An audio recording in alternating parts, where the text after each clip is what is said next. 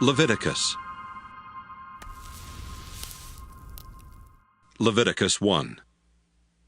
The Lord spoke to Moses from the sacred tent, and gave him instructions for the community of Israel to follow when they offered sacrifices. Sacrifices to please me must be completely burned on the bronze altar. Bulls or rams or goats are the animals to be used for these sacrifices. If the animal is a bull, it must not have anything wrong with it. Lead it to the entrance of the sacred tent, and I will let you know if it is acceptable to me. Lay your hand on its head, and I will accept the animal as a sacrifice for taking away your sins. After the bull is killed in my presence, some priests from Aaron's family will offer its blood to me by splattering it against the four sides of the altar. Skin the bull and cut it up, while the priests pile wood on the altar fire to make it start blazing.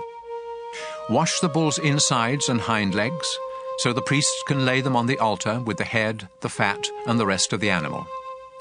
A priest will then send all of it up in smoke with a smell that pleases me. If you sacrifice a ram or a goat, it must not have anything wrong with it. Lead the animal to the north side of the altar, where it is to be killed in my presence. Then some of the priests will splatter its blood against the four sides of the altar. Cut up the animal and wash its insides and hind legs. A priest will put these parts on the altar with the head, the fat, and the rest of the animal. Then he will send all of it up in smoke with a smell that pleases me. If you offer a bird for this kind of sacrifice, it must be a dove or a pigeon. A priest will take the bird to the bronze altar, where he will wring its neck and put its head on the fire. Then he will drain out its blood on one side of the altar, remove the bird's craw with what is in it, and throw them on the ash heap at the east side of the altar.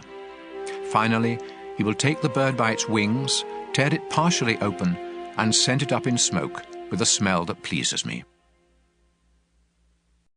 Leviticus 2. When you offer sacrifices to give thanks to me, you must use only your finest flour. Put it in a dish, sprinkle olive oil and incense on the flour, and take it to the priests from Aaron's family. One of them will scoop up the incense together with a handful of the flour and oil. Then, to show that the whole offering belongs to me, the priest will lay this part on the bronze altar and send it up in smoke with a smell that pleases me. The rest of this sacrifice is for the priests. It is very holy, because it was offered to me. If you bake bread in an oven for this sacrifice, use only your finest flour, but without any yeast. You may make the flour into a loaf mixed with olive oil, or you may make it into thin wafers and brush them with oil. If you cook bread in a shallow pan for this sacrifice, use only your finest flour. Mix it with olive oil, but do not use any yeast. Then break the bread into small pieces and sprinkle them with oil. If you cook your bread in a pan with a lid on it, you must also use the finest flour mixed with oil. You may prepare sacrifices to give thanks in any of these three ways. Bring your sacrifice to a priest, and he will take it to the bronze altar. Then, to show that the whole offering belongs to me, the priest will lay part of it on the altar and send it up in smoke with a smell that pleases me. The rest of this sacrifice is for the priests. It is very holy, because it was offered to me. Yeast and honey must never be burned on the altar, so don't ever mix either of these in a grain sacrifice. You may offer either of them separately when you present the first part of your harvest to me, but they must never be burned on the altar. Salt is offered when you make an agreement with me, so sprinkle salt on these sacrifices. Freshly cut grain, either roasted or coarsely ground, must be used when you offer the first part of your grain harvest. You must mix in some olive oil and put incense on top, because this is a grain sacrifice. A priest will sprinkle all of the incense and some of the grain and oil on the altar, and send them up in smoke to show that the whole offering belongs to me. Leviticus 3. When you offer sacrifices to ask my blessing, you may offer either a bull or a cow. but there must be nothing wrong with the animal. Lead it to the entrance of the sacred tent, lay your hand on its head, and have it killed there. A priest from Aaron's family will splatter its blood against the four sides of the altar. Offer all of the fat on the animal's insides, as well as the lower part of the liver and the 2 kidneys with their fat. Some of the priests will lay these pieces on the altar and send them up in smoke with a smell that pleases me, together with the sacrifice that is offered to please me. Instead of a bull or a cow, you may offer any sheep or goat that has nothing wrong with it. If you offer a sheep, you must present it to me at the entrance to the sacred tent. Lay your hand on its head and have it killed there. A priest will then splatter its blood against the 4 sides of the altar. Offer the fat on the tail, the tailbone, and the insides, as well as the lower part of the liver and the 2 kidneys with their fat. One of the priests will lay these pieces on the altar and send them up in smoke as a food offering for me. If you offer a goat, you must also present it to me at the entrance to the sacred tent. Lay your hand on its head and have it killed there. A priest will then splatter its blood against the 4 sides of the altar. Offer all of the fat on the animal's insides, as well as the lower part of the liver and the 2 kidneys with their fat. One of the priests will put these pieces on the altar and send them up in smoke as a food offering with a smell that pleases me. All fat belongs to me, so you and your descendants must never eat any fat or any blood, not even in the privacy of your own homes. This law will never change. Leviticus 4. The Lord told Moses to say to the community of Israel, Offer a sacrifice to ask forgiveness when you sin by accidentally doing something I have told you not to do. When the high priest sins, he makes everyone else guilty too. And so he must sacrifice a young bull that has nothing wrong with it. The priest will lead the bull to the entrance of the sacred tent, lay his hand on its head and kill it there. He will take a bowl of the blood inside the tent, dip a finger in the blood, and sprinkle some of it 7 times towards the sacred chest behind the curtain. Then, in my presence, he will smear some of the blood on each of the 4 corners of the incense altar, before pouring out the rest at the foot of the bronze altar near the entrance to the tent. The priest will remove the fat from the bull, just as he does when he sacrifices a bull to ask my blessing. This includes the fat on the insides, as well as the lower part of the liver and the 2 kidneys with their fat. He will then send it all up in smoke. The skin and flesh of the bull, together with its legs, insides, and the food still in its stomach, are to be taken outside the camp and burned on a wood fire near the ash heap. When the nation of Israel disobeys me without meaning to, the whole nation is still guilty. Once you realize what has happened, you must sacrifice a young bull to ask my forgiveness.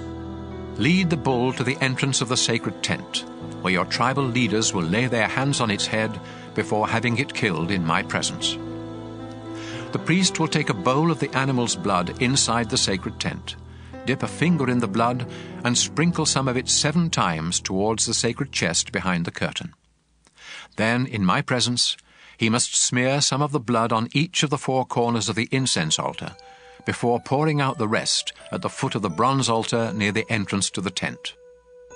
After this, the priest will remove the fat from the bull and send it up in smoke on the altar. Finally, he will burn its remains outside the camp, just as he did with the other bull. By this sacrifice, the sin of the whole nation will be forgiven. Any tribal leader who disobeys me without meaning to is still guilty. As soon as the leader realizes what has happened, he must sacrifice a goat that has nothing wrong with it. This is a sacrifice for sin. So he will lay his hand on the animal's head before having it killed in my presence at the north side of the bronze altar. The priest will dip a finger in the blood, smear some of it on each of the 4 corners of the altar, and pour out the rest at the foot of the altar. Then he must send all of the fat up in smoke, just as he does when a sacrifice is offered to ask my blessing. By this sacrifice, the leader's sin will be forgiven. When any of you ordinary people disobey me without meaning to, you are still guilty. As soon as you realize what you have done, you must sacrifice a female goat that has nothing wrong with it. Lead the goat to the north side of the bronze altar, and lay your hand on its head before having it killed. Then a priest will dip a finger in the blood. He will smear some of it on each of the four corners of the altar, and pour out the rest at the foot of the altar. After this, the priest will remove all of the fat, just as he does when an animal is sacrificed to ask my blessing. The priest will then send the fat up in smoke, with a smell that pleases me. This animal is sacrificed so that I will forgive you ordinary people when you sin. If you offer a lamb instead of a goat as a sacrifice for sin, it must be a female that has nothing wrong with it. Lead the lamb to the altar and lay your hand on its head before having it killed. The priest will dip a finger in the blood, smear some of it on each of the four corners of the altar, and pour out the rest at the foot of the altar. After this, all of the fat must be removed, just as when an animal is sacrificed to ask my blessing. Then the priest will send it up in smoke to me, together with a food offering, and your sin will be forgiven. Leviticus 5. If you refuse to testify in court about something you saw or know has happened, you have sinned and can be punished. You are guilty and unfit to worship me if you accidentally touch the dead body of any kind of unclean animal. You are guilty if you find out that you have accidentally touched any waste that comes from a human body. You are guilty the moment you realize that you have made a hasty promise to do something good or bad. As soon as you discover that you have committed any of these sins, you must confess what you have done. Then you must bring a female sheep or goat to me as the price for your sin. A priest will sacrifice the animal, and you will be forgiven. If you are poor and cannot afford to bring an animal, you may bring 2 doves or 2 pigeons. One of these will be a sacrifice to ask my forgiveness, and the other will be a sacrifice to please me. Give both birds to the priest, who will offer one as a sacrifice to ask my forgiveness. He will wring its neck without tearing off its head, splatter some of its blood on one side of the bronze altar, and drain out the rest at the foot of the altar. Then he will follow the proper rules for offering the other bird as a sacrifice to please me. You will be forgiven when the priest offers these sacrifices as the price for your sin. If you are so poor that you cannot afford doves or pigeons, you may bring 2 pounds of your finest flour. This is a sacrifice to ask my forgiveness. So don't sprinkle olive oil or sweet-smelling incense on it. Give the flour to a priest who will scoop up a handful and send it up in smoke together with the other offerings. This is a reminder that all of the flour belongs to me. By offering this sacrifice, the priest pays the price for any of these sins you may have committed. The priest gets the rest of the flour just as he does with grain sacrifices. The Lord told Moses what the people must do to make things right when they find out they have cheated the Lord without meaning to. If this happens, you must either sacrifice a ram that has nothing wrong with it, or else pay the price of a ram with the official money used by the priests. In addition, you must pay what you owe, plus a fine of 20%. Then the priest will offer the ram as a sacrifice to make things right, and you will be forgiven. If you break any of my commands without meaning to, you are still guilty and you can be punished. When you realize what you have done, you must either bring to the priest a ram that has nothing wrong with it, or else pay him for one. The priest will then offer it as a sacrifice to make things right, and you will be forgiven. Leviticus 6. The Lord told Moses what the people must do when they commit other sins against the Lord. You have sinned if you rob or cheat someone, if you keep back money or valuables left in your care, or if you find something and claim not to have it. When this happens, you must return what doesn't belong to you and pay the owner a fine of 20%. In addition, you must either bring to the priest a ram that has nothing wrong with it, or else pay him for one. The priest will then offer it as a sacrifice to make things right, and you will be forgiven for what you did wrong. The Lord told Moses to tell Aaron and his sons how to offer the daily sacrifices that are sent up in smoke to please the Lord. You must put the animal for the sacrifice on the altar in the evening, and let it stay there all night. But make sure the fire keeps burning. The next morning you will dress in your priestly clothes, including your linen underwear. Then clean away the ashes left by the sacrifices and pile them beside the altar. Change into your everyday clothes. Take the ashes outside the camp and pile them in a special place. The fire must never go out, so put wood on it each morning. After this, you are to lay an animal on the altar next to the fat that you sacrifice to ask my blessing. Then send it all up in smoke to me. The altar fire must always be kept burning. It must never go out. When someone offers a sacrifice to give thanks to me, the priests from Aaron's family must bring it to the front of the bronze altar, where one of them will scoop up a handful of the flour and oil together with all the incense on it. Then, to show that the whole offering belongs to me, he will lay all of this on the altar and send it up in smoke with a smell that pleases me.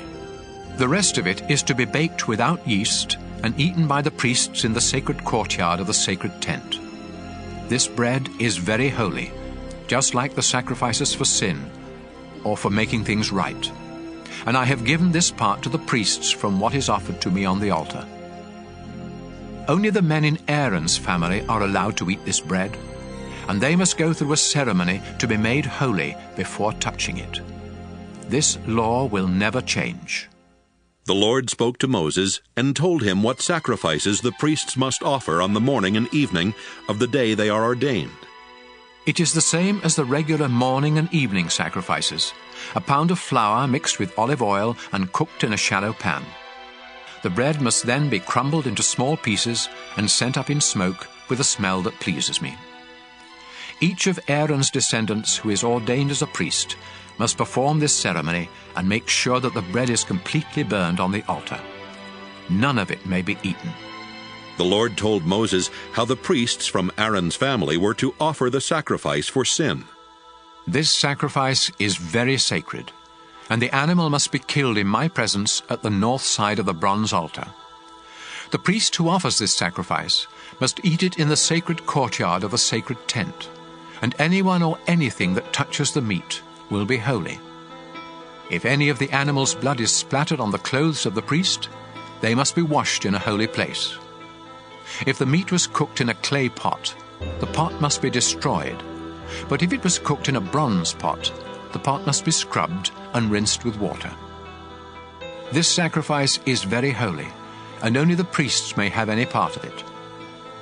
None of the meat may be eaten from the sacrifices for sin that require blood to be brought into the sacred tent. These sacrifices must be completely burned. Leviticus 7. The sacrifice to make things right is very sacred. The animal must be killed in the same place where the sacrifice to please me is killed, and the animal's blood must be splattered against the four sides of the bronze altar. Offer all of the animal's fat, including the fat on its tail and on its insides, as well as the lower part of the liver and the 2 kidneys with their fat. One of the priests will lay these pieces on the altar and send them up in smoke to me. This sacrifice for making things right is very holy. Only the priests may eat it, and they must eat it in a holy place. The ceremony for this sacrifice and the one for sin are just alike, and the meat may be eaten only by the priest who performs this ceremony of forgiveness. In fact, the priest who offers a sacrifice to please me may keep the skin of the animal, just as he may eat the bread from a sacrifice to give thanks to me. All other grain sacrifices, with or without olive oil in them, are to be divided equally among the priests of Aaron's family. Here are the instructions for offering a sacrifice to ask my blessing. If you offer it to give thanks, you must offer some bread together with it. Use the finest flour to make 3 kinds of bread without yeast, 2 in the form of loaves mixed with olive oil, and 1 in the form of thin wafers brushed with oil. you must also make some bread with yeast. Give me 1 loaf or wafer from each of these 4 kinds of bread, after which they will belong to the priest who splattered the blood against the bronze altar. When you offer an animal to ask a blessing from me or to thank me, the meat belongs to you, but it must be eaten the same day. It is different with the sacrifices you offer me when you make me a promise or voluntarily give me something. The meat from those sacrifices may be kept and eaten the next day, but any that is left must be destroyed. If you eat any after the 2nd day, your sacrifice will be useless and unacceptable, and you will be both disgusting and guilty.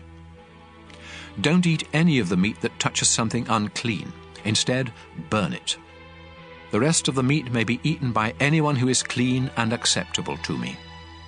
But don't eat any of this meat if you have become unclean by touching something unclean from a human or an animal or from any other creature. If you do, you will no longer belong to the community of Israel. The Lord told Moses to say to the people, Don't eat the fat of cattle, sheep, or goats. If one of your animals dies or is killed by some wild animal, you may do anything with its fat except eat it. If you eat the fat of an animal that can be used as a sacrifice to me, you will no longer belong to the community of Israel. And no matter where you live, you must not eat the blood of any bird or animal, or you will no longer belong to the community of Israel. The Lord also told Moses to say to the people of Israel, If you want to offer a sacrifice to ask my blessing, you must bring the part to be burned and lay it on the bronze altar. But you must first lift up the choice ribs with their fat to show that the offering is dedicated to me. A priest from Aaron's family will then send the fat up in smoke, but the ribs belong to the priests. The upper joint of the right hind leg is for the priest who offers the blood and the fat of the animal. I have decided that the people of Israel must always give the choice ribs and the upper joint of the right hind leg to Aaron's descendants who have been ordained as priests to serve me. This law will never change. I am the Lord. These are the ceremonies for sacrifices to please the Lord, to give him thanks, and to ask his blessing or his forgiveness, as well as the ceremonies for those sacrifices that demand a payment, and for the sacrifices that are offered when priests are ordained. While Moses and the people of Israel were in the desert at Mount Sinai, the Lord commanded them to start offering these sacrifices. Leviticus 8. The Lord said to Moses, Send for Aaron and his sons, as well as their priestly clothes, the oil for ordination, the bull for the sin offering, the 2 rams and a basket of bread made without yeast. Then bring the whole community of Israel together at the entrance to the sacred tent. Moses obeyed the Lord, and when everyone had come together, he said, We are here to follow the Lord's instructions. After Moses told Aaron and his sons to step forward, he had them wash themselves. He put the priestly shirt and robe on Aaron and wrapped the sash around his waist. Then he put the sacred vest on Aaron and fastened it with the finely woven belt. Next, he put on Aaron the sacred breastpiece that was used in learning what the Lord wanted his people to do. He placed the turban on Aaron's head, and on the front of the turban was the narrow strip of thin gold as a sign of his dedication to the Lord. Moses then dedicated the sacred tent and everything in it to the Lord by sprinkling them with some of the oil for ordination. He sprinkled the bronze altar 7 times, and he sprinkled its equipment, as well as the large bronze bowl and its base. He also poured some of the oil on Aaron's head to dedicate him to the Lord. At last, Moses dressed Aaron's sons in their shirts, then tied sashes around them and put special caps on them, just as the Lord had commanded. Moses led out the bull that was to be sacrificed for sin, and Aaron and his sons laid their hands on its head. After it was killed, Moses dipped a finger in the blood and smeared some of it on each of the 4 corners of the bronze altar before pouring out the rest at the foot of the altar. This purified the altar and made it a fit place for offering the sacrifice for sin. Moses then took the fat on the bull's insides, as well as the lower part of the liver and the 2 kidneys, with their fat, and sent them up in smoke on the altar fire. Finally, he took the skin and the flesh of the bull, together with the food still in its stomach, and burned them outside the camp, just as the Lord had commanded. Moses led out the ram for the sacrifice to please the Lord. After Aaron and his sons had laid their hands on its head, Moses killed the ram and splattered its blood against the four sides of the altar. Moses had the animal cut up, and he washed its insides and hind legs. Then he laid the head, the fat, and the rest of the ram on the altar, and sent them up in smoke with a smell that pleased the Lord. All this was done just as the Lord had commanded. Moses led out the ram for the ceremony of ordination.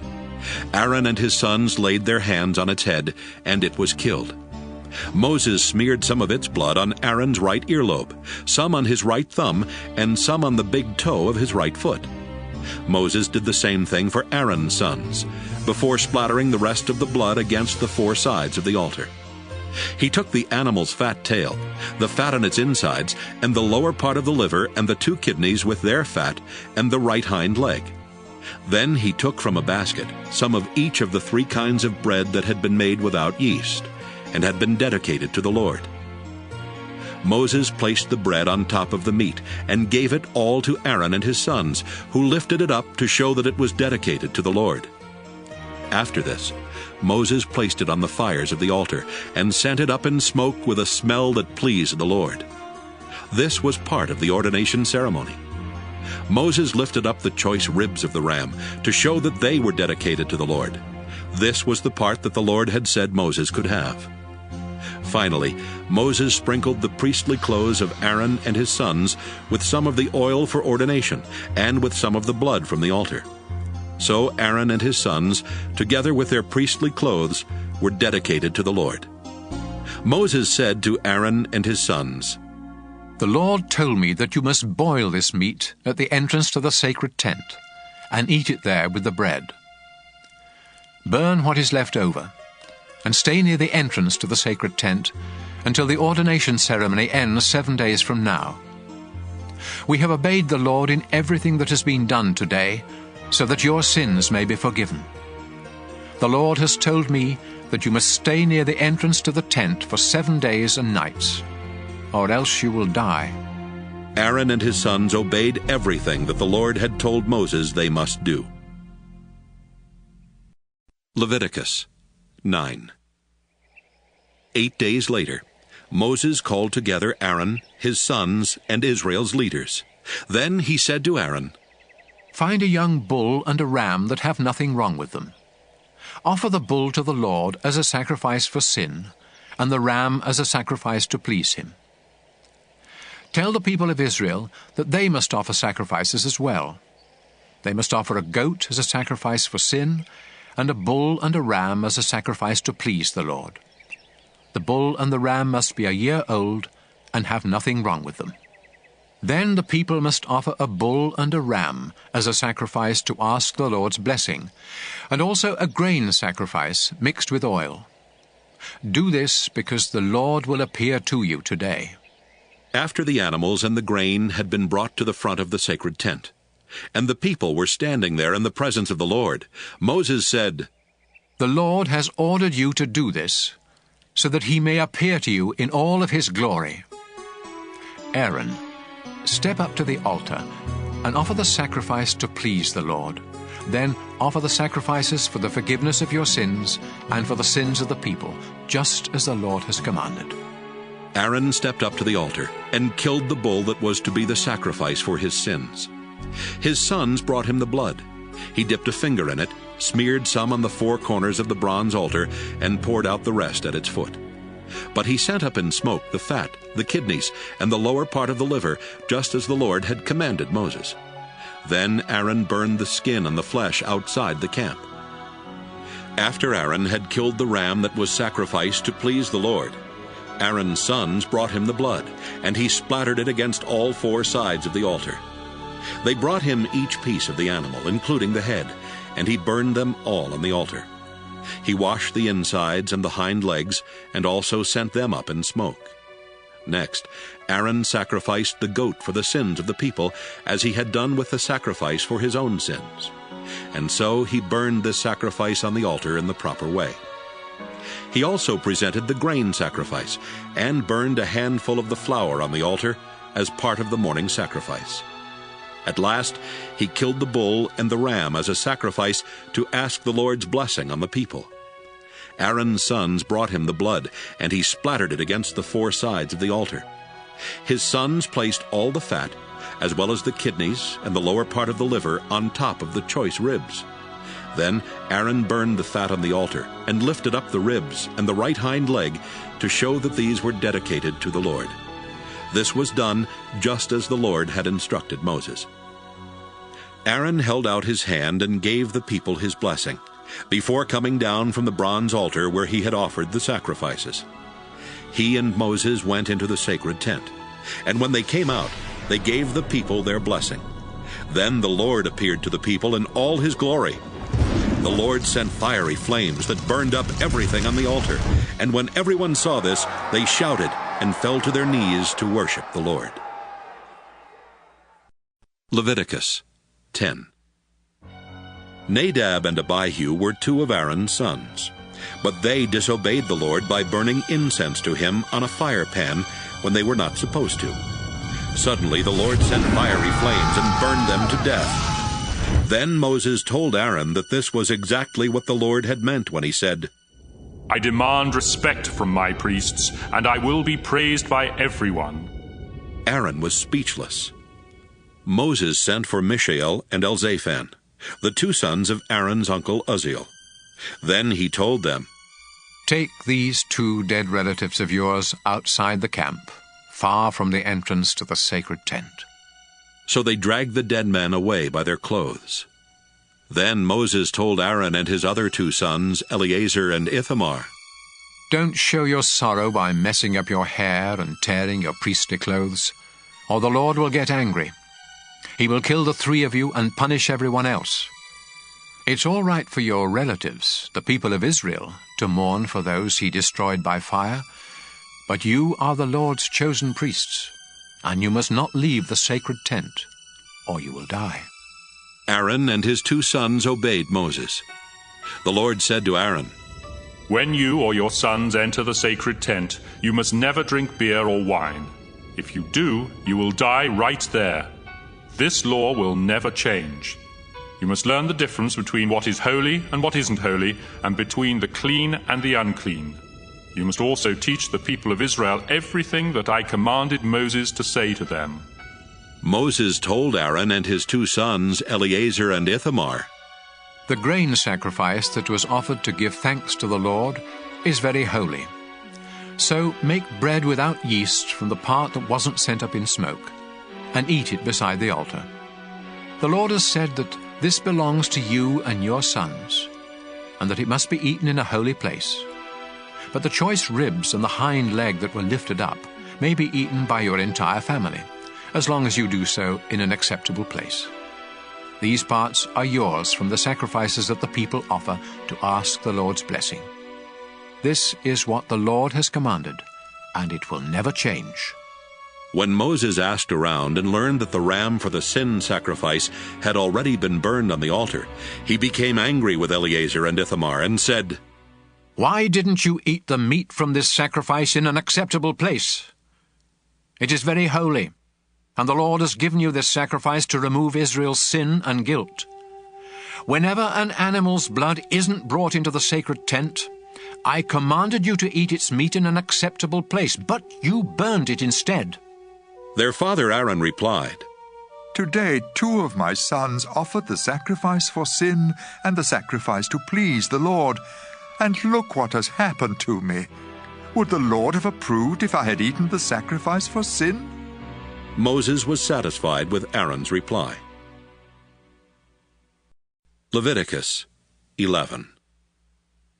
The Lord told Moses and Aaron to say to the community of Israel, You may eat any animal that has divided hoofs, and choose the cud. But you must not eat animals such as camels, rock badgers, and rabbits that chew the cud but don't have divided hooves. And you must not eat pigs. They have divided hooves, but don't chew the cud. All of these animals are unclean, and you are forbidden even to touch their dead bodies. You may eat anything that lives in water and has fins and scales, but it would be disgusting for you to eat anything else that lives in water, and you must not even touch their dead bodies.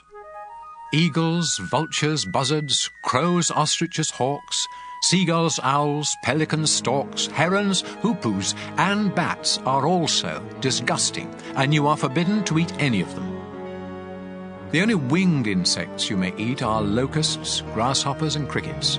All other winged insects that crawl are too disgusting for you to eat.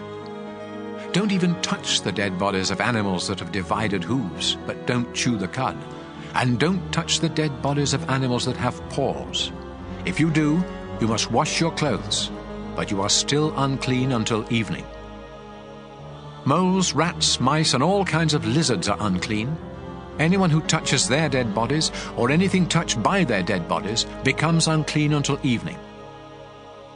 If something made of wood, cloth, or leather touches one of their dead bodies, it must be washed, but it is still unclean until evening. If any of these animals is found dead in a clay pot, the pot must be broken to pieces, and everything in it becomes unclean. If you pour water from this pot on any food, that food becomes unclean, and anything drinkable in the pot becomes unclean. If the dead body of one of these animals touches anything else, including ovens and stoves, that thing becomes unclean and must be destroyed. A spring or a cistern where one of these dead animals is found is still clean, but anyone who touches the animal becomes unclean. If the dead body of one of these animals is found lying on seeds that have been set aside for planting, the seeds remain clean, but seeds that are soaking in water become unclean if the dead animal is found in the water. If an animal that may be eaten happens to die and you touch it, you become unclean until evening. If you eat any of its meat or carry its body away, you must wash your clothes, but you are still unclean until evening. Don't eat any of those disgusting little creatures that crawl or walk close to the ground. If you eat any of them, you will become just as disgusting and unclean as they are. I am the Lord your God, and you must dedicate yourself to me and be holy, just as I am holy. Don't become disgusting by eating any of these unclean creatures. I brought you out of Egypt so that I could be your God. Now you must become holy because I am holy. I have given these laws so that you will know what animals, birds, and fish are clean and may be eaten, and which ones are unclean and may not be eaten. Leviticus 12. The Lord told Moses to say to the community of Israel, If a woman gives birth to a son, she is unclean for 7 days, just as she is during her monthly period. Her son must be circumcised on the 8th day, but her loss of blood keeps her from being completely clean for another 33 days. During this time, she must not touch anything holy or go to the place of worship. Any woman who gives birth to a daughter is unclean for 2 weeks, just as she is during her period. And she won't be completely clean for another 66 days. When the mother has completed her time of cleansing, she must come to the front of the sacred tent and bring to the priest a year-old lamb as a sacrifice to please me, and a dove or a pigeon as a sacrifice for sin. After the priest offers the sacrifices to me, the mother will become completely clean from her loss of blood, whether her child is a boy or a girl.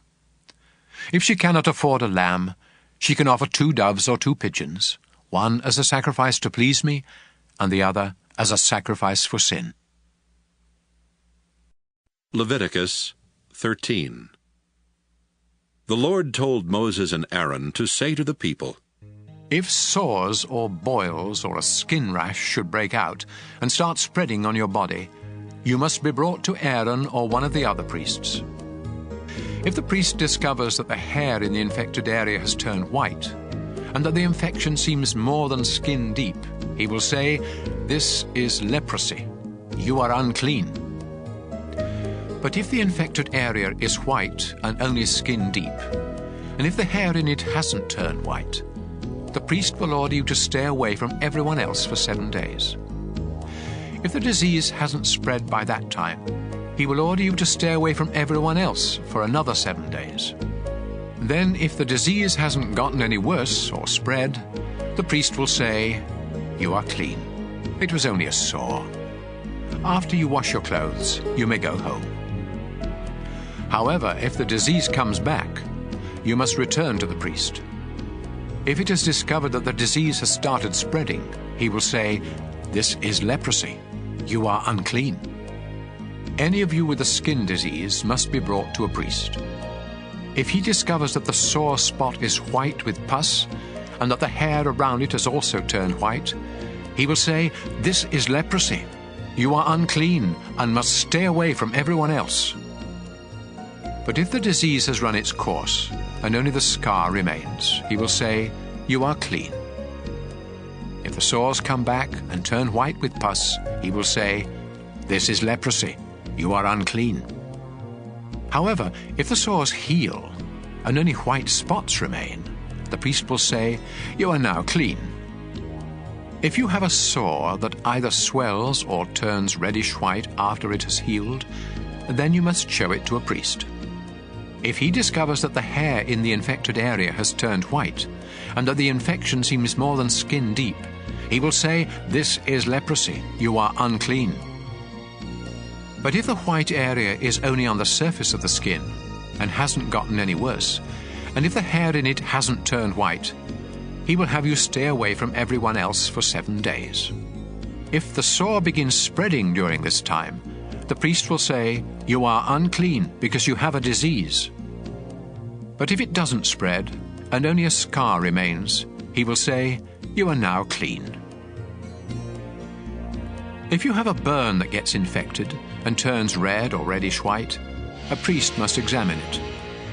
Then, if he discovers that the hair in the infected area has turned white, and that the infection seems more than skin deep, he will say, "The burn has turned into leprosy, and you are unclean." But if the priest finds that the hair in the infected area hasn't turned white, and that the sore is only skin deep, and it is healing, he will have you stay away from everyone else for 7 days. On the 7th day, the priest will examine you again, and if the infection is spreading, he will say, "This is leprosy. You are unclean." However, if the infection hasn't spread and has begun to heal, and if only a scar remains, he will say, "Only a scar remains from the burn, and you are clean." If you have a sore on your head or chin, it must be examined by a priest. If the infection seems more than skin deep, and the hair in it has thinned out and lost its color, he will say, "This is leprosy. You are unclean." On the other hand, if he discovers that the itchy spot is only skin deep, but that the hair still isn't healthy, he will order you to stay away from everyone else for 7 days. By that time, if the itch hasn't spread, if the hairs seem healthy, and if the itch is only skin deep, you must shave off the hairs around the infection, but not those on it. Then the priest will tell you to stay away from everyone else for another 7 days. By that time, if the itch hasn't spread and seems no more than skin deep, he will say, "You are clean. Now you must wash your clothes."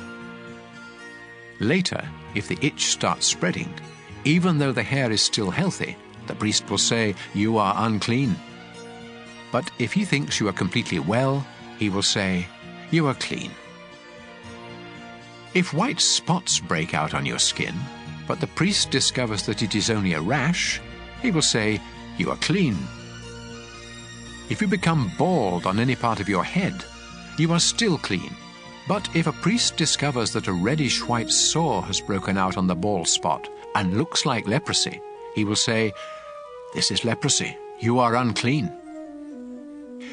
If you ever have leprosy, you must tear your clothes, leave your hair uncombed, cover the lower part of your face, and go around shouting, "I'm unclean! I'm unclean!" As long as you have the disease, you are unclean and must live alone outside the camp.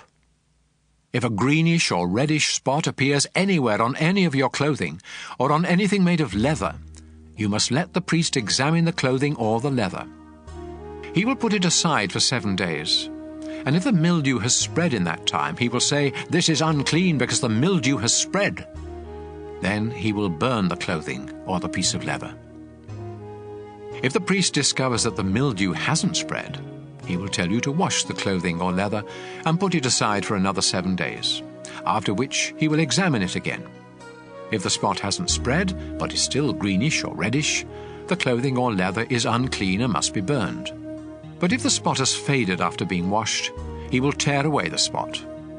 Later, if the spot reappears elsewhere on the clothing or the leather, you must burn it. Even if the spot completely disappears after being washed, it must be washed again before it is clean.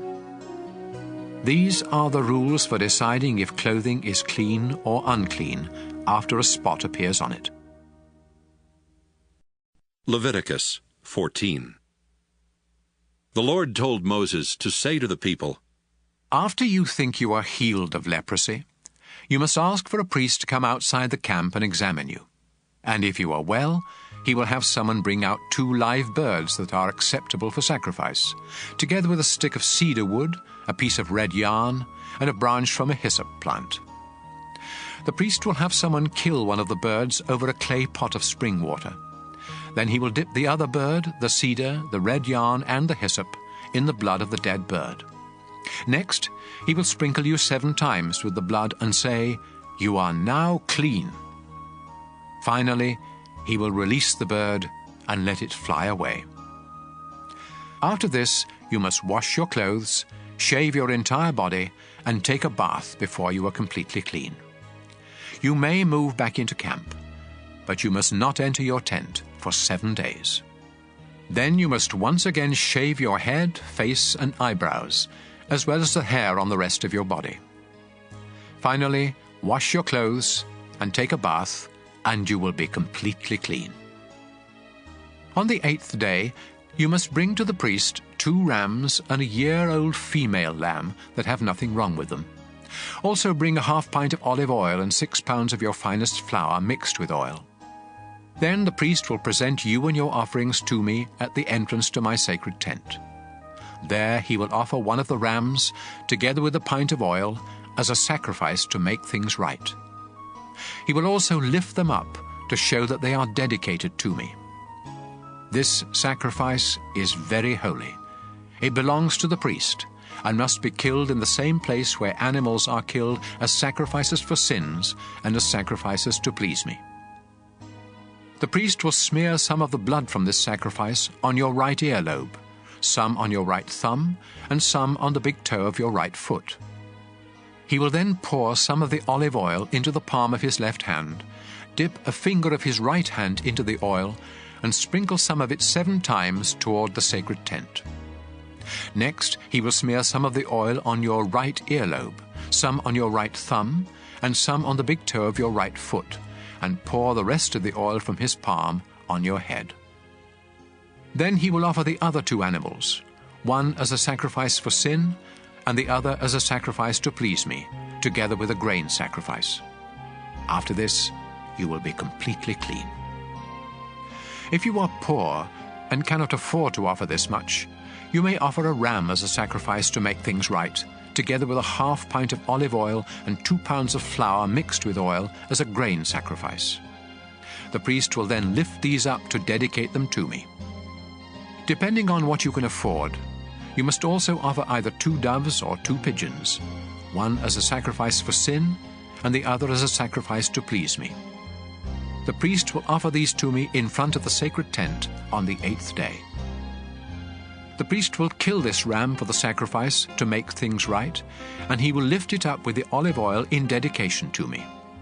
Then he will smear some of the blood on your right earlobe, some on your right thumb, and some on the big toe of your right foot. The priest will pour some of the olive oil into the palm of his left hand, then dip a finger of his right hand in the oil and sprinkle some of it 7 times toward the sacred tent. He will smear some of the oil on your right earlobe, some on your right thumb, and some on the big toe of your right foot, just as he did with the blood of the sacrifice to make things right. And he will pour the rest of the oil from his palm on your head.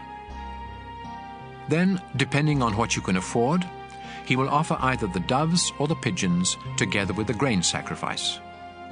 One of the birds is the sacrifice for sin, and the other is the sacrifice to please me. After this, you will be completely clean. These are the things you must do if you have leprosy and cannot afford the usual sacrifices to make you clean. The Lord told Moses and Aaron to say to the people, After I have given you the land of Canaan as your permanent possession, here is what you must do if I ever put mildew on the walls of any of your homes. First, you must say to a priest, I think mildew is on the wall of my house. The priest will reply, Empty the house before I inspect it, or everything in it will be unclean. If the priest discovers greenish or reddish spots that go deeper than the surface of the walls, he will have the house closed for 7 days. Then he will return and check to see if the mildew has spread. If so, he will have someone scrape the plaster from the walls, remove the filthy stones, then haul everything off and dump it in an unclean place outside the town. Afterwards, the wall must be repaired with new stones and fresh plaster. If the mildew appears a second time, the priest will come and say, This house is unclean. It's covered with mildew that can't be removed. Then he will have the house torn down and every bit of wood, stone and plaster hauled off to an unclean place outside the town. Meanwhile, if any of you entered the house while it was closed, you will be unclean until evening. And if you either slept or ate in the house, you must wash your clothes. On the other hand, if the priest discovers that mildew hasn't reappeared after the house was newly plastered, he will say, This house is clean. The mildew is gone. Then, to show that the house is now clean, he will get 2 birds, a stick of cedar wood, a piece of red yarn, and a branch from a hyssop plant, and bring them to the house. He will kill one of the birds over a clay pot of spring water, and let its blood drain into the pot. Then he will dip the cedar, the hyssop, the yarn, and the other bird into the mixture of blood and water. Next, he will sprinkle the house 7 times with the mixture. Then the house will be completely clean. Finally, he will release the bird and let it fly away, ending the ceremony for purifying the house. These are the things you must do if you discover that you are unclean because of an itch or a sore, or that your clothing or house is unclean because of mildew. Leviticus 15. The Lord told Moses and Aaron to say to the community of Israel, Any man with an infected penis is unclean, whether it is stopped up or keeps dripping. Anything that he rests on or sits on is also unclean. And if you touch either these or him, you must wash your clothes and take a bath, but you still remain unclean until evening. If you are spit on by the man, you must wash your clothes and take a bath, but you still remain unclean until evening. Any saddle or seat on which the man sits is unclean. And if you touch or carry either of these, you must wash your clothes and take a bath, but you will still remain unclean until evening. If the man touches you without first washing his hands, you must wash your clothes and take a bath, but you still remain unclean until evening. Any clay pot that he touches must be destroyed, and any wooden bowl that he touches must be washed. 7 days after the man gets well, he will be considered clean if he washes his clothes and takes a bath in spring water. On the 8th day, he must bring either 2 doves or 2 pigeons to the front of my sacred tent and give them to a priest. The priest will offer one of the birds as a sacrifice for sin, and the other as a sacrifice to please me. Then I will consider the man completely clean. Any man who has a flow of semen must take a bath, but he still remains unclean until evening.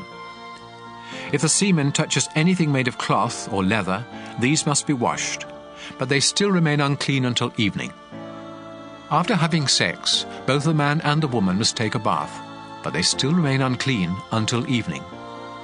When a woman has her monthly period, she remains unclean for 7 days.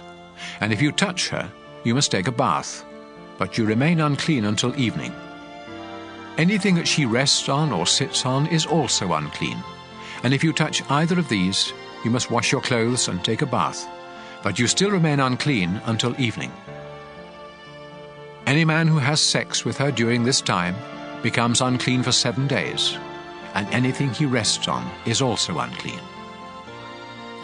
Any woman who has a flow of blood outside her regular monthly period is unclean until it stops, just as she is during her monthly period.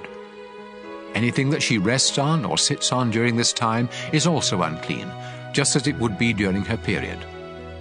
If you touch either of these, you must wash your clothes and take a bath, but you still remain unclean until evening. 7 days after the woman gets well, she will be considered clean. On the 8th day, she must bring either 2 doves or 2 pigeons to the front of my sacred tent and give them to a priest. He will offer one of the birds as a sacrifice for sin, and the other as a sacrifice to please me.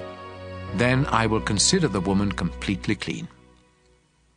When any of you become unclean, you must stay away from the rest of the community of Israel. Otherwise, my sacred tent will become unclean, and the whole nation will die. These are the things you men must do if you become unclean because of an infected penis, or if you have a flow of semen. And these are the things you women must do when you become unclean either because of your monthly period or an unusual flow of blood. This is also what you men must do if you have sex with a woman who is unclean. Leviticus 16. 2 of Aaron's sons had already lost their lives for disobeying the Lord. So the Lord told Moses to say to Aaron, I, the Lord, appear in a cloud over the place of mercy on the sacred chest, which is behind the inside curtain of the sacred tent. And I warn you not to go there except at the proper time. Otherwise you will die. Before entering this most holy place, you must offer a bull as a sacrifice for your sins and a ram as a sacrifice to please me. You will take a bath and put on the sacred linen clothes, including the underwear, the robe, the sash, and the turban. Then the community of Israel will bring you a ram and 2 goats, both of them males. The goats are to be used as sacrifices for sin, and the ram is to be used as a sacrifice to please me.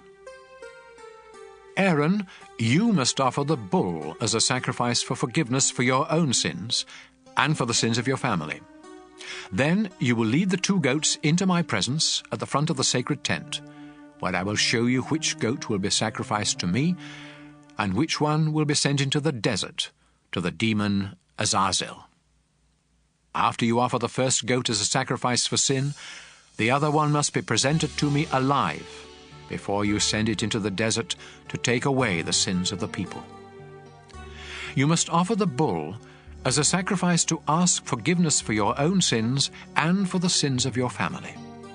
Then you will take a fire pan of live coals from the bronze altar, together with 2 handfuls of finely ground incense, into the most holy place. There you will present them to me by placing the incense on the coals, so that the place of mercy will be covered with a cloud of smoke. Do this, or you will die right there. Next, use a finger to sprinkle some of the blood on the place of mercy, which is on the lid of the sacred chest. Then sprinkle blood 7 times in front of the chest. Aaron, you must next sacrifice the goat for the sins of the people, and you must sprinkle its blood inside the most holy place, just as you did with the blood of the bull. By doing this, you will take away the sins that make both the most holy place and the people of Israel unclean. Do the same for the sacred tent, which is here among the people. Only you are allowed in the sacred tent from the time you enter until the time you come out. After leaving the tent, you will purify the bronze altar by smearing each of its 4 corners with some of the blood from the bull and from the goat. Use a finger to sprinkle the altar 7 times with the blood, and it will be completely clean from the sins of the people. After you have purified the most holy place, the sacred tent, and the bronze altar, you must bring the live goat to the front of the tent. There you will lay your hands on its head while confessing every sin the people have committed, And you will appoint someone to lead the goat into the desert, so that it can take away their sins. Finally, this goat that carries the heavy burden of Israel's sins must be released deep in the desert. Aaron, after this, you must go inside the sacred tent, take a bath, put on your regular priestly clothes, and leave there the clothes you put on before entering the most holy place. Then you will come out and offer sacrifices to please me, and sacrifices for your sins and for the sins of the people. The fat from these sacrifices for sin must be sent up in smoke on the bronze altar. The one who led the goat into the desert and sent it off to the demon Azazel must take a bath and wash his clothes before coming back into camp. The remains of the bull and the goat whose blood was taken into the most holy place must be taken outside the camp and burned. And whoever does this must take a bath and change clothes before coming back into camp. On the 10th day of the 7th month of each year, you must go without eating to show sorrow for your sins, and no one, including foreigners who live among you, is allowed to work. This is the day on which the sacrifice for the forgiveness of your sins will be made in my presence, and from now on it must be celebrated each year. Go without eating, and make this a day of complete rest, just like the Sabbath. The high priest must offer the sacrifices for cleansing from sin while wearing the sacred linen clothes. He will offer these sacrifices for the most holy place, the sacred tent, the bronze altar, all the priests, and for the whole community. You must celebrate this day each year. It is the great day of forgiveness for all the sins of the people of Israel. Moses did exactly as the Lord had commanded. Leviticus 17. The Lord told Moses to tell Aaron, his sons, and everyone else in Israel, Whenever you kill any of your cattle, sheep, or goats as sacrifices to me, you must do it at the entrance to the sacred tent. If you don't, you will be guilty of pouring out blood, and you will no longer belong to the community of Israel. And so, when you sacrifice an animal to ask my blessing, it must not be done out in a field, but in front of the sacred tent. Then a priest can splatter its blood against the bronze altar and send its fat up in smoke with a smell that pleases me. Don't ever turn from me again and offer sacrifices to goat demons. This law will never change. Remember, no one in Israel, including foreigners, is to offer a sacrifice anywhere except at the entrance to the sacred tent. If you do, you will no longer belong to my people. I will turn against any of my people who eat blood. This also includes any foreigners living among you. Life is in the blood, and I have given you the blood of animals to sacrifice in place of your own. That's also why I have forbidden you to eat blood. Even if you should hunt and kill a bird or an animal, you must drain out the blood and cover it with soil. The life of every living creature is in its blood. That's why I have forbidden you to eat blood, and why I have warned you that anyone who does will no longer belong to my people.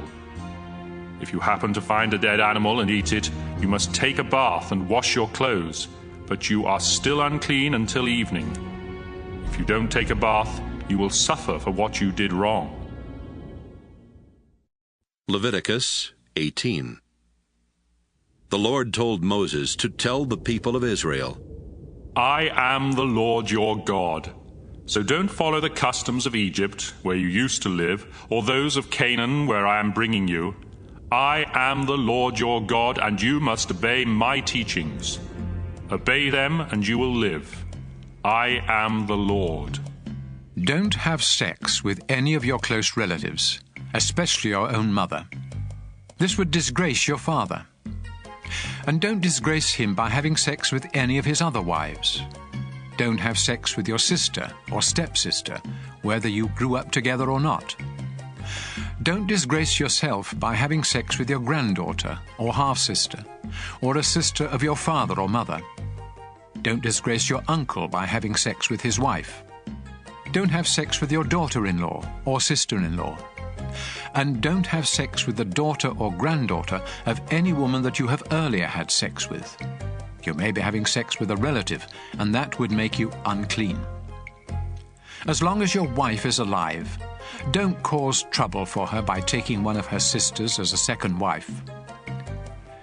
When a woman is having her monthly period, she is unclean, so don't have sex with her. Don't have sex with another man's wife. That would make you unclean. Don't sacrifice your children on the altar fires to the god Molech. I am the Lord your God, and that would disgrace me. It is disgusting for a man to have sex with another man. Anyone who has sex with an animal is unclean. Don't make yourselves unclean by any of these disgusting practices of those nations that I am forcing out of the land for you. They made themselves and the land so unclean that I punished the land because of their sins, and I made it vomit them up.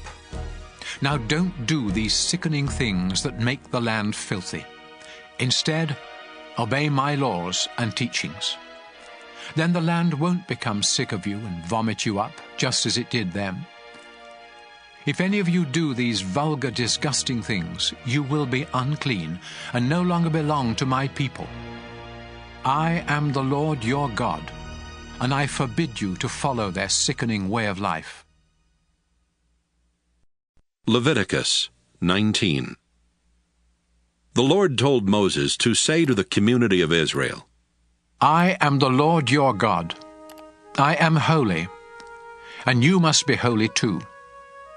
Respect your father and your mother. Honor the Sabbath, and don't make idols or images. I am the Lord your God. When you offer a sacrifice to ask my blessing, be sure to follow my instructions. You may eat the meat either on the day of the sacrifice or on the next day, but you must burn anything left until the third day. If you eat any of it on the third day, the sacrifice will be disgusting to me, and I will reject it. In fact, you will be punished for not respecting what I say is holy, and you will no longer belong to the community of Israel. When you harvest your grain, always leave some of it standing along the edges of your fields, and don't pick up what falls on the ground. Don't strip your grapevines clean or gather the grapes that fall off the vines. Leave them for the poor and for those foreigners who live among you. I am the Lord your God. Do not steal or tell lies or cheat others. Do not misuse my name by making promises you don't intend to keep. I am the Lord your God. Do not steal anything or cheat anyone, and don't fail to pay your workers at the end of each day. I am the Lord your God, and I command you not to make fun of the deaf or to cause a blind person to stumble.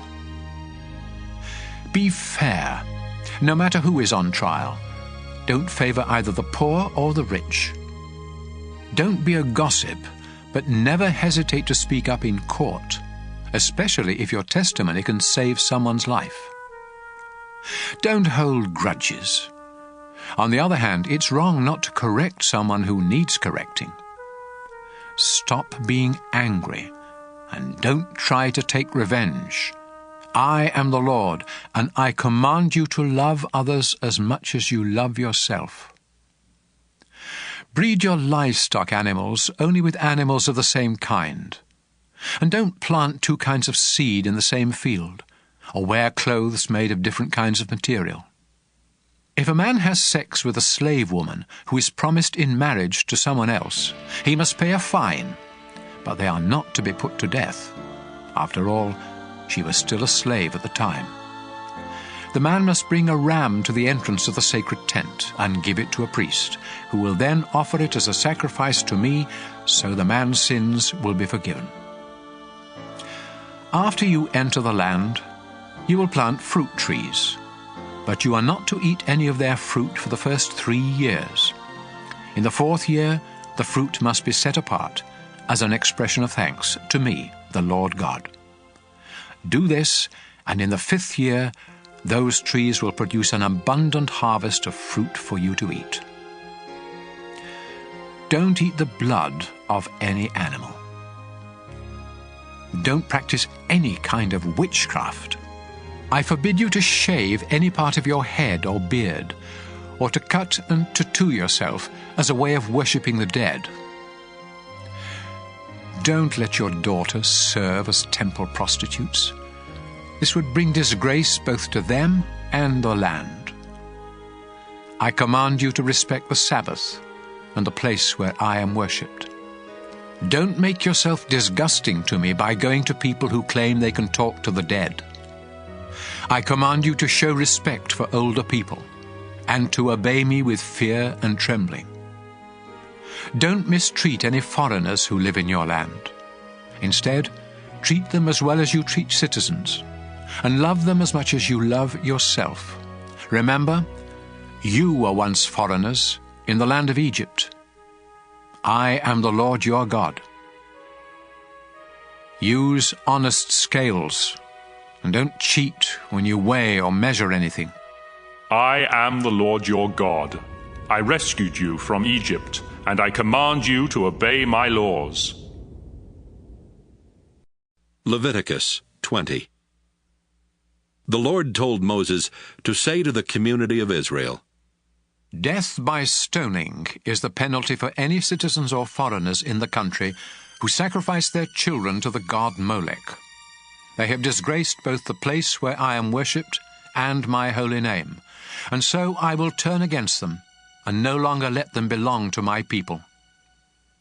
Some of you may let them get away with human sacrifice, but not me. If any of you worship Molech, I will turn against you and your entire family, and I will no longer let you belong to my people. I will be your enemy if you go to someone who claims to speak with the dead, and I will destroy you from among my people. Dedicate yourselves to me and be holy, because I am the Lord your God. I have chosen you as my people, and I expect you to obey my laws. If you curse your father or mother, you will be put to death, and it will be your own fault. If any of you men have sex with another man's wife, both you and the woman will be put to death. Having sex with one of your father's wives disgraces him, so both you and the woman will be put to death just as you deserve. It isn't natural to have sex with your daughter-in-law, and both of you will be put to death just as you deserve.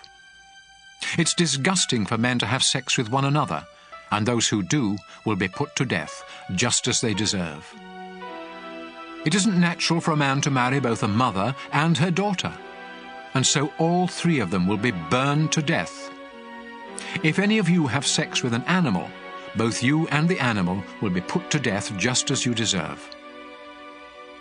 If you marry one of your sisters, you will be punished, and the two of you will be disgraced by being openly forced out of the community. If you have sex with a woman during her monthly period, both you and the woman will be cut off from the people of Israel. The sisters of your father and mother are your own relatives, and you will be punished for having sex with any of them. If you have sex with your uncle's wife, neither you nor she will ever have any children. And if you marry your sister-in-law, neither of you will ever have any children. Obey my laws and teachings, or else the land I am giving you will become sick of you and throw you out. The nations I am chasing out did these disgusting things, and I hated them for it. So don't follow their example. I am the Lord your God, and I have promised you their land that is rich with milk and honey. I have chosen you to be different from other people. That's why you must make a difference between animals and birds that I have said are clean and unclean. This will keep you from becoming disgusting to me. I am the Lord, the holy God. You have been chosen to be my people, and so you must be holy too. If you claim to receive messages from the dead, you will be put to death by stoning, just as you deserve. Leviticus 21. The Lord gave Moses these instructions for Aaron's sons, the priests. Touching a dead body will make you unclean. So don't go near a dead relative, except your mother, father, son, daughter, brother, or an unmarried sister who has no husband to take care of her. Don't make yourself unclean by attending the funeral of someone related to you by marriage. Don't shave any part of your head, or trim your beard, or cut yourself, to show that you are mourning. I am the Lord your God, and I have chosen you alone to offer sacrifices of food to me on the altar. That's why you must keep yourselves holy. Don't marry a divorced woman, or a woman who has served as a temple prostitute. You are holy because I am holy. And so you must be treated with proper respect, since you offer food sacrifices to me, the God of holiness. If any of you priests has a daughter who disgraces you by serving as a temple prostitute, she must be burned to death. If you are the high priest, you must not mess up your hair or tear your clothes in order to mourn for the dead. Don't make yourself unclean by going near a dead body, not even that of your own father or mother. If you leave the sacred place to attend a funeral, both you and the sacred place become unclean, because you are the high priest. If you are the high priest, you must marry only a virgin from your own tribe. Don't marry a divorced woman or any other woman who has already had sex, including a temple prostitute. In this way, your descendants will be qualified to serve me. Remember, I am the Lord, and I have chosen you. The Lord told Moses to say to Aaron, No descendant of yours can ever serve as my priest if he is blind or lame, if his face is disfigured, if one leg is shorter than the other, if either a foot or a hand is crippled, if he is a hunchback or a dwarf, if an eye or his skin is diseased, or if his testicles have been damaged. These men may not serve as my priests and burn sacrifices to me. They may eat the food offerings presented to me, but they may not enter the sacred place or serve me at the altar. Remember, I am the Lord, the one who makes a priest holy. Moses told all of this to Aaron, his sons, and the people of Israel. Leviticus 22. The Lord told Moses to say to Aaron and his sons, I am the Lord God, and I demand that you honor my holy name by showing proper respect for the offerings brought to me by the people of Israel. If any of you are unclean when you accept an offering for me, I will no longer let you serve as a priest. None of you may take part in the sacred meals while you have a skin disease or an infected penis, or after you have been near a dead body or have had a flow of semen, or if you have touched an unclean creature of any sort, including an unclean person. Once you are unclean, you must take a bath, but you still cannot eat any of the sacred food until evening. I command you not to eat anything that is killed by a wild animal or dies a natural death. This would make you unclean. Obey me, or you will die on duty for disgracing the place of worship. Remember, I am the Lord, the one who makes a priest holy. Only you priests and your families may eat the food offerings. These are too sacred for any of your servants. However, any slave that you own, including those born into your household, may eat this food. If your daughter marries someone who isn't a priest, she can no longer have any of this food. But if she returns to your home, either widowed or divorced, and has no children, she may join in the meal. Only members of a priestly family can eat this food, and anyone else who accidentally does so must pay for the food plus a fine of 20%. I warn you not to treat lightly the offerings that are brought by the people of Israel. Don't let them become guilty of eating this sacred food. Remember, I am the Lord, the one who makes these offerings holy. The Lord told Moses to tell Aaron and his sons and everyone else the rules for offering sacrifices. He said, The animals that are to be completely burned on the altar must have nothing wrong with them. or else I won't accept them. Bulls or rams or goats are the animals to be used for these sacrifices. When you offer a sacrifice to ask my blessing, there must be nothing wrong with the animal. This is true whether the sacrifice is part of a promise or something you do voluntarily. Don't offer an animal that is blind or injured, or that has an infection or a skin disease. If one of your cattle or lambs has a leg that is longer or shorter than the others, you may offer it voluntarily, but not as part of a promise. As long as you live in this land, don't offer an animal with injured testicles. And don't bring me animals you bought from a foreigner. I won't accept them, because they are no better than one that has something wrong with it. The Lord told Moses to say, Newborn cattle, sheep or goats must remain with their mothers for 7 days. But on the 8th day, you may send them up in smoke to me, and I will accept the offering. Don't sacrifice a newborn animal and its mother on the same day. When you offer a sacrifice to give thanks to me, you must do it in a way that is acceptable. Eat all of the meat that same day, and don't save any for the next day. I am the Lord your God. Obey my laws and teachings. I am the Lord. I demand respect from the people of Israel, so don't disgrace my holy name. Remember, I am the one who chose you to be priests and rescued all of you from Egypt, so that I would be your Lord. Leviticus 23. The Lord told Moses to say to the community of Israel, I have chosen certain times for you to come together and worship me. You have 6 days when you can do your work, but the 7th day of each week is holy because it belongs to me. No matter where you live, you must rest on the Sabbath and come together for worship. This law will never change. Passover is another time when you must come together to worship me. And it must be celebrated on the evening of the 14th day of the first month of each year. The festival of thin bread begins on the 15th day of that same month.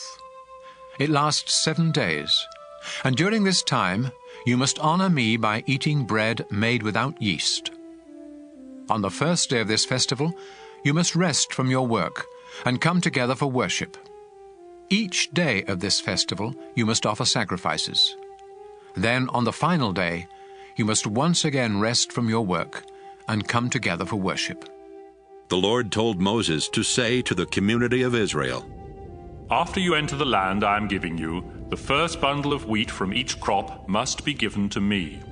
So bring it to a priest on the day after the Sabbath. He will lift it up in dedication to me, and I will accept you. You must also offer a sacrifice to please me. So bring the priest a 1-year-old lamb that has nothing wrong with it, and 4 pounds of your finest flour mixed with olive oil. Then he will place these on the bronze altar and send them up in smoke with a smell that pleases me. Together with these, you must bring a quart of wine as a drink offering. I am your God, and I forbid you to eat any new grain or anything made from it until you have brought these offerings. This law will never change. 7 weeks after you offer this bundle of grain, each family must bring another offering of new grain. Do this exactly 50 days later, which is the day following the 7th Sabbath. Bring 2 loaves of bread to be lifted up in dedication to me. Each loaf is to be made with yeast and with 4 pounds of the finest flour from the first part of your harvest. At this same time, the entire community of Israel must bring 7 lambs that are a year old, a young bull, and 2 rams. These animals must have nothing wrong with them, and they must be offered as a sacrifice to please me. You must also offer the proper grain and wine sacrifices with each animal. Offer a goat as a sacrifice for sin, and 2 rams a year old as a sacrifice to ask my blessing.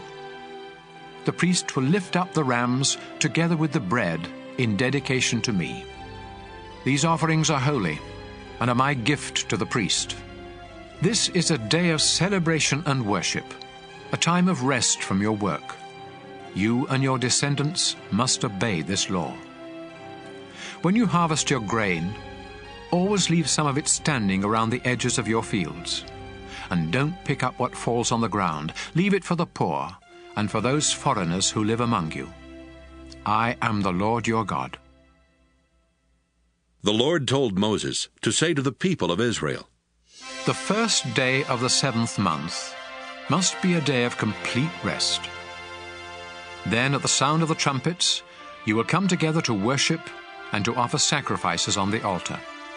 The Lord God said to Moses, The 10th day of the 7th month is the great day of forgiveness. It is a solemn day of worship. Everyone must go without eating to show sorrow for their sins, and sacrifices must be burned. No one is to work on that day. It is the great day of forgiveness, when sacrifices will be offered to me, so that I will forgive your sins. I will destroy anyone who refuses to go without eating. None of my people are ever to do any work on that day, not now or in the future. And I will wipe out those who do. This is a time of complete rest, just like the Sabbath. And everyone must go without eating from the evening of the 9th to the evening of the 10th. The Lord told Moses to say to the community of Israel, Beginning on the 15th day of the 7th month, and continuing for 7 days, everyone must celebrate the festival of shelters in honor of me. No one is to do any work on the first day of the festival. It is a time when everyone must come together for worship. For 7 days, sacrifices must be offered on the altar. The 8th day is also to be a day of complete rest, as well as a time of offering sacrifices on the altar and of coming together for worship. I have chosen these festivals as times when my people must come together for worship, and when animals, grain, and wine are to be offered on the proper days. These festivals must be celebrated in addition to the Sabbaths, and the times when you offer special gifts or sacrifices to keep a promise or as a voluntary offering. Remember to begin the Festival of Shelters on the 15th day of the 7th month, after you have harvested your crops. Celebrate this festival for 7 days in honor of me, and don't do any work on the first day or on the day following the festival. Pick the best fruit from your trees, and cut leafy branches to use during the time of this joyous celebration in my honor. I command you and all your descendants to celebrate this festival during the 7th month of each year. For 7 days, every Israelite must live in a shelter, so future generations will know that I made their ancestors live in shelters when I brought them out of Egypt. I am the Lord your God. This is how Moses instructed the people of Israel to celebrate the Lord's festivals. Leviticus 24. The Lord told Moses to say to the community of Israel, You must supply the purest olive oil for the lamps in the sacred tent, so they will keep burning. Aaron will set up the golden lampstand in the holy place of the sacred tent. Then he will light the 7 lamps that must be kept burning there in my presence every night from now on. This law will never change. Use your finest flour to bake 12 loaves of bread, about 4 pounds each. Then take them into the sacred tent and lay them on the gold table in 2 rows of 6 loaves. Alongside each row, put some pure incense that will be sent up by fire in the place of the bread, as an offering to me.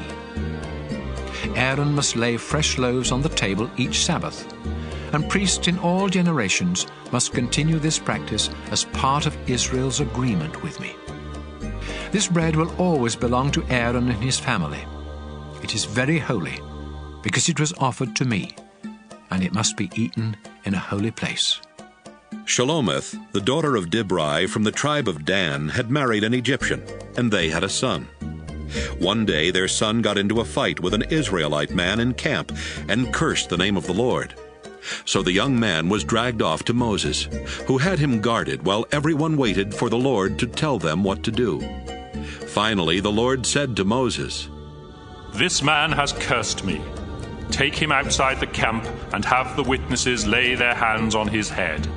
Then command the whole community of Israel to stone him to death. And warn the others that everyone else who curses me will die in the same way, whether they are Israelites by birth or foreigners living among you." Death is also the penalty for murder. But the killing of an animal that belongs to someone else requires only that the animal be replaced. Personal injuries to others must be dealt with in keeping with the crime. A broken bone for a broken bone, an eye for an eye, or a tooth for a tooth. It's possible to pay the owner for an animal that has been killed, but death is the penalty for murder. I am the Lord your God, and I demand equal justice both for you Israelites and for those foreigners who live among you. When Moses finished speaking, the people did what the Lord had told Moses, and they stoned to death the man who had cursed the Lord. Leviticus 25. When Moses was on Mount Sinai, the Lord told him to say to the community of Israel, After you enter the land that I am giving you, it must be allowed to rest 1 year out of every 7.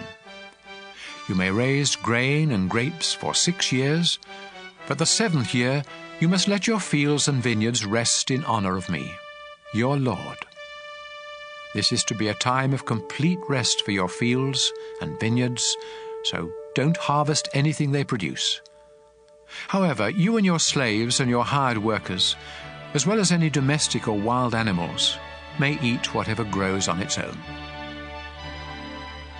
Once every 49 years, on the 10th day of the 7th month, which is also the great day of forgiveness, trumpets are to be blown everywhere in the land. This 50th year is sacred.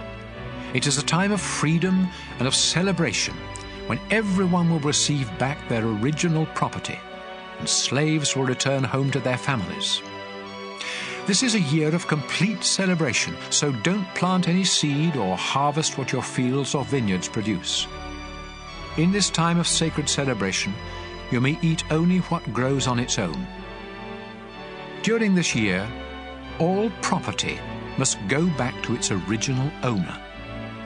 So when you buy or sell farmland, the price is to be determined by the number of crops it can produce before the next year of celebration. Don't try to cheat. If it is a long time before the next year of celebration, the price will be higher, because what is really being sold are the crops that the land can produce. I am the Lord your God, so obey me and don't cheat anyone. If you obey my laws and teachings, you will live safely in the land and enjoy its abundant crops. Don't ever worry about what you will eat during the 7th year, when you are forbidden to plant or harvest. I will see to it that you harvest enough in the 6th year to last for 3 years. In the 8th year, you will live on what you harvested in the 6th year. But in the 9th year, you will eat what you plant and harvest in the 8th year. No land may be permanently bought or sold. It all belongs to me. It isn't your land, and you only live there for a little while. When property is being sold, the original owner must be given the first chance to buy it. If any of you Israelites become so poor that you are forced to sell your property, your closest relative must buy it back, if that relative has the money. Later, if you can afford to buy it, you must pay enough to make up for what the present owner will lose on it before the next year of celebration, when the property will become yours again. But if you don't have the money to pay the present owner a fair price, you will have to wait until the year of celebration, when the property will once again become yours. If you sell a house in a walled city, you have only 1 year in which to buy it back. If you don't buy it back before that year is up, it becomes the permanent property of the one who bought it, and it will not be returned to you in the year of celebration. But a house out in a village may be bought back at any time, just like a field, and it must be returned to its original owner in the year of celebration. If any Levites own houses inside a walled city, they will always have the right to buy them back. And any houses that they do not buy back will be returned to them in the year of celebration, because these homes are their permanent property among the people of Israel. No pasture land owned by the Levi tribe can ever be sold. It is their permanent possession. If any of your people become poor and unable to support themselves, you must help them, just as you are supposed to help foreigners who live among you. Don't take advantage of them by charging any kind of interest or selling them food for profit. Instead, honor me by letting them stay where they now live. Remember, I am the Lord your God. I rescued you from Egypt and gave you the land of Canaan so that I would be your God. Suppose some of your people become so poor that they have to sell themselves and become your slaves. Then you must treat them as servants rather than as slaves, and in the year of celebration they are to be set free, so they and their children may return home to their families and property. I brought them out of Egypt to be my servants, not to be sold as slaves. So obey me, and don't be cruel to the poor. If you want slaves, buy them from other nations, or from the foreigners who live in your own country, and make them your property. You can own them, and even leave them to your children when you die, but do not make slaves of your own people, or be cruel to them. Even if some of you Israelites become so much in debt that you must sell yourselves to foreigners in your country, you still have the right to be set free by a relative, such as a brother or uncle or cousin, or some other family member. In fact, if you ever get enough money, you may buy your own freedom by paying your owner for the number of years you would still be a slave before the next year of celebration. The longer the time until then, the more you will have to pay. And even while you are the slaves of foreigners in your own country, your people must make sure that you are not mistreated. If you cannot gain your freedom in any of these ways, both you and your children will still be set free in the year of celebration. People of Israel, I am the Lord your God, and I brought you out of Egypt to be my own servants. Leviticus 26. I am the Lord your God. So don't make or worship any sort of idols or images. Respect the Sabbath and honor the place where I am worshipped, because I am the Lord. Faithfully obey my laws, and I will send rain to make your crops grow, and your trees produce fruit. Your harvest of grain and grapes will be so abundant that you won't know what to do with it all. You will eat and be satisfied, and you will live in safety. I will bless your country with peace, and you will rest without fear. I will wipe out the dangerous animals and protect you from enemy attacks. You will chase and destroy your enemies, even if there are only 5 of you and 100 of them, or only 100 of you and 10,000 of them. I will treat you with such kindness that your nation will grow strong, and I will also keep my promises to you. Your barns will overflow with grain each year. I will live among you and never again look on you with disgust. I will walk with you. I will be your God, and you will be my people. I am the Lord your God, and I rescued you from Egypt so that you would never again be slaves. I have set you free. Now walk with your heads held high. If you disobey me and my laws, and if you break our agreement, I will punish you terribly, and you will be ruined. You will be struck with incurable diseases and with fever that leads to blindness and depression. Your enemies will eat the crops you plant, and I will turn from you and let you be destroyed by your attackers. You will even run at the very rumor of attack. Then if you still refuse to obey me, I will punish you 7 times for each of your sins, until your pride is completely crushed. I will hold back the rain, so the sky above you will be like iron, and the ground beneath your feet will be like copper. All of your hard work will be for nothing, and there will be no harvest of grain or fruit. If you keep rebelling against me, I'll punish you 7 times worse, just as your sins deserve. I'll send wild animals to attack you, and they will gobble down your children and livestock. So few of you will be left that your roads will be deserted. If you remain my enemies after this, I'll remain your enemy and punish you even worse. War will break out because you broke our agreement. And if you escape to your walled cities, I'll punish you with horrible diseases, and you will be captured by your enemies. You will have such a shortage of bread that 10 women will be able to bake their bread in the same oven. Each of you will get only a few crumbs, and you will go hungry.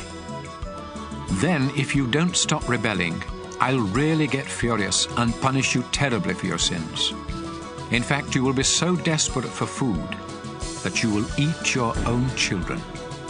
I'll destroy your shrines and tear down your incense altars, leaving your dead bodies piled on top of your idols. And you will be disgusting to me.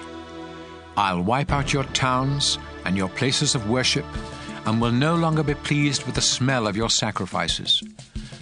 Your land will become so desolate that even your enemies who settle there will be shocked when they see it.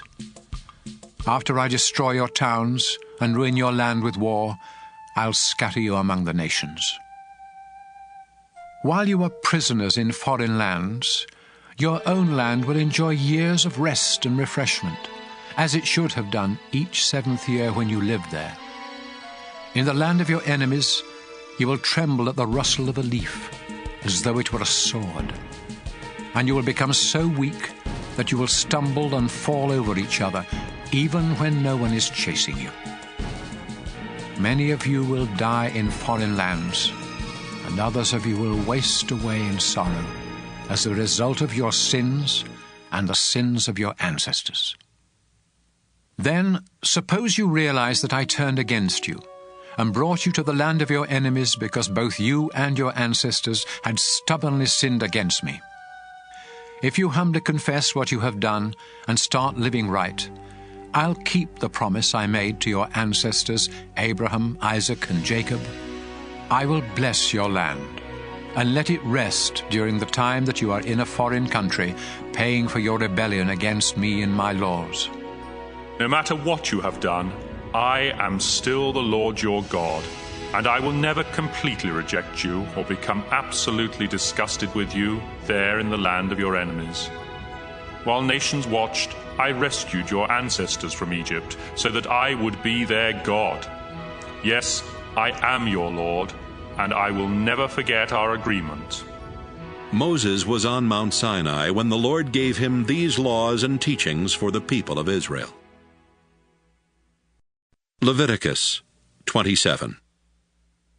The Lord told Moses to say to the community of Israel, If you ever want to free someone who has been promised to me, you may do so by paying the following amounts, weighed according to the official standards: 50 pieces of silver for men ages 20 to 60, and 30 pieces for women. 20 pieces of silver for young men ages 5 to 20, and 10 pieces for young women. 15 pieces of silver for men ages 60 and above, and 10 pieces for women. 5 pieces of silver for boys ages 1 month to 5 years, and 3 pieces for girls.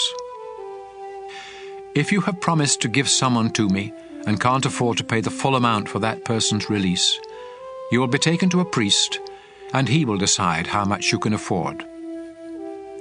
If you promise to sacrifice an animal to me, it becomes holy, and there is no way you can set it free. If you try to substitute any other animal, no matter how good, for the one you promised, they will both become holy and must be sacrificed. Donkeys are unfit for sacrifice, so if you promise me a donkey, you must bring it to the priest and let him determine its value. But if you want to buy it back, you must pay an additional 20%. If you promise a house to me, a priest will set the price, whatever the condition of the house. But if you decide to buy it back, you must pay an additional 20%. If you promise part of your family's land to me, its value must be determined by the bushels of seed needed to plant the land, and the rate will be 10 pieces of silver for every bushel of seed. If this promise is made in the year of celebration, the land will be valued at the full price. But any time after that, the price will be figured according to the number of years before the next year of celebration. If you decide to buy back the land, you must pay the price plus an additional 20%, but you cannot buy it back once someone else has bought it. When the year of celebration comes, the land becomes holy, because it belongs to me, and it will be given to the priests. If you promise me a field that you have bought, its value will be decided by a priest, according to the number of years before the next year of celebration, and the money you pay will be mine. However, on the next year of celebration, the land will go back to the family of its original owner. Every price will be set by the official standards. All firstborn animals of your flocks and herds are already mine, and so you cannot promise any of them to me. If you promise me a donkey, you may buy it back by adding an additional 20% to its value. If you don't buy it back, it can be sold to someone else for whatever a priest has said it is worth. Anything that you completely dedicate to me must be completely destroyed. It cannot be bought back or sold. Every person, animal, and piece of property that you dedicate completely is only for me. In fact, any humans who have been promised to me in this way must be put to death. 10% of everything you harvest is holy and belongs to me, whether it grows in your fields or on your fruit trees. If you want to buy back this part of your harvest, you may do so by paying what it is worth plus an additional 20%.